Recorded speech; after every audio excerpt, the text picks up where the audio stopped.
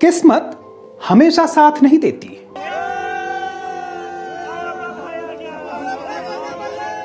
और कुदरत हमेशा बर्दाश्त नहीं करती।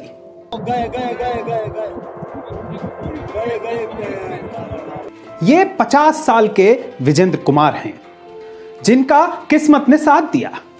सीधा मौत के मुंह से वापस आने की इनकी बेहद हैरान करने वाली कहानी हम जानेंगे और साथ ही यह भी समझने की कोशिश करेंगे कि क्या कुदरत वाकई अपना इंतकाम ले रही है। और सबसे बड़ा सवाल तो यह कि जो जल प्रलय का नजारा हमने देखा वो पूरी पिक्चर थी या सिर्फ ट्रेलर। क्या हमारे पहाड़ी इलाके अब हमारे लिए पूरी तरह सुरक्षित हैं? क्या अब यह खतरा टल गया है? उत्तराखंड के चमोली में रविवार की सुबह आए जल प्रलय के दौरान बड़ी मात्रा में पानी, मिट्टी और चट्टानों का रेला चला। पानी की रफ्तार इतनी ज्यादा थी कि चट्टानें टूटती नजर आईं। 2 बड़े डैम भी तबाह हो गए। 200 से ज्यादा लोग गायब हो गए। तपोवन में एनटीपीसी की बिजली परियोजना की इसी टनल में मलबे की वजह से 11 लोग पूरी तरह कैद थे। इन्हीं में सीनियर फॉरमैन विजेंद्र कुमार भी थे। इन्हें उम्मीद की कोई किरण नहीं दिखाई दे रही थी, लेकिन तभी इनकी किस्मत जगी। मोबाइल का नेटवर्क भी आया और आईटीबीपी के जवान भी इन तक पहुंच गए। आखिरकार जवानों ने इन्हें खींचकर बाहर निकाला। बाहर निकलते ही विजेंद्र खुशी से चिल्लाए और फिर गिर पड़े। विजेंद्र कुमार जैसी किस्मत सिर्फ 1 दर्जन लोगों की ही रही, जबकि इस हादसे की चपेट में कम से कम 200 लोग आए थे। अभी मलबों को हटाकर इन्हें तलाशने में कितना वक्त लगेगा यह भी पता नहीं है। ऐसी ही एक त्रासदी हम 2013 में भी झेल चुके हैं। तब केदारनाथ में आई ऐसी ही जल प्रलय की स्थिति में लगभग 5,600 लोग मारे गए थे। कुछ दिनों तक तो हमने पहाड़, जंगल, जलवायु परिवर्तन और इकोलॉजी जैसी बातें की, लेकिन फिर वही पुराने ढर्रे पर। पहाड़ों पर बड़ी परियोजनाएं एक बार फिर तेज रफ्तार से चल रही हैं। इनके विज्ञापन दिखाए जा रहे हैं, लेकिन पहाड़ों पर और प्रकृति पर इसका क्या असर हो रहा है, इसकी मॉनिटरिंग की कोई पुख्ता व्यवस्था नहीं है। हालत तो यह है कि इतना बड़ा हादसा होने के कई दिनों बाद तक हमें यह भी पता नहीं है कि इसकी असली वजह क्या थी। इस हादसे की 2 तरह की वजहें बताई जा रही हैं। अमेरिका और यूके की एजेंसीज ने जो सैटेलाइट तस्वीरें ली हैं, उसके आधार पर दावा किया जा रहा है कि इसकी वजह हिमालय के ऊपरी हिस्से में हुआ लैंडस्लाइड यानी भूस्खलन है। सबसे पहले त्रिशूल पर्वत का एक बड़ा टुकड़ा टूटा और नीचे सरकने लगा। यह शनिवार की रात से रविवार के बीच हुआ। इसी ने ग्लेशियर को टक्कर मारी और ग्लेशियर का पानी चट्टान और मलबा लेकर ऋषिगंगा नदी की ओर पहुंचा। आगे बढ़ते हुए इसने रैनी गांव के पास ऋषिगंगा बिजली परियोजना के प्लांट को तहस नहस कर दिया।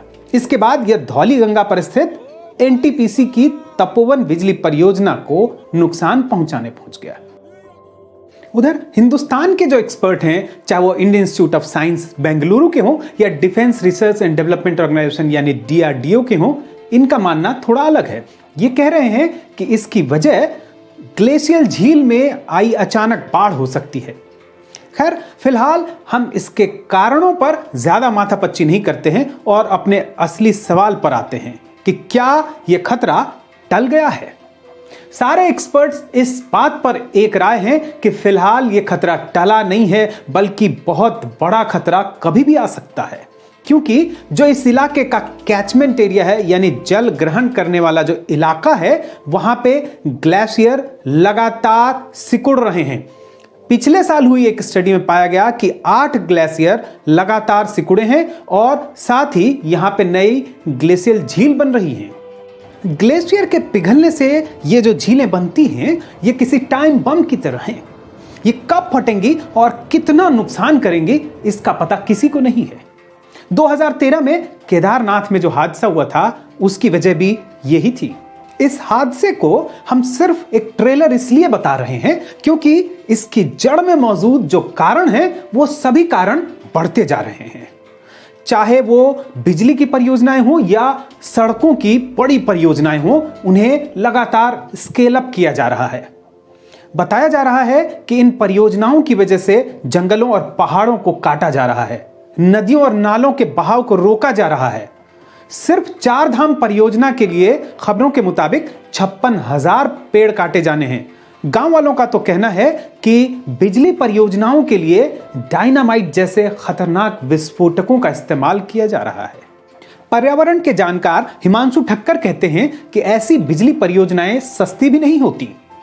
इन परियोजनाओं से बनने वाली बिजली 6 रुपए प्रति यूनिट पड़ती है, जबकि सौर ऊर्जा या पवन ऊर्जा से हम 3 रुपए पर यूनिट बिजली बना सकते हैं। 2017 तक केंद्रीय जल संसाधन मंत्री रही उमा भारती भी ऐसी बिजली परियोजनाओं को लेकर आगाह करती हैं। उन्होंने बाकायदा ट्वीट करके कहा है कि मंत्री रहते हुए उन्होंने एफिडेविट दी थी। इसमें कहा था कि हिमालय एक बेहद संवेदनशील जगह है, यहां गंगा और उसकी मुख्य सहायक नदियों पर ऐसी बिजली परियोजनाएं नहीं लगनी चाहिए। बात विकास को रोकने की नहीं है, बात सिर्फ इतनी है कि हम अपने जंगलों और पहाड़ों को अपनी संपत्ति समझते हैं या नहीं, इसकी कीमत जानते हैं या नहीं। जानेंगे तो अपना ही भला करेंगे। और सॉलिड बात का ये एपिसोड अगर आप अपने दोस्तों के साथ शेयर करेंगे या इस पे लाइक या कमेंट करेंगे तो हो सकता है कि वो भी एक अच्छा ही काम हो।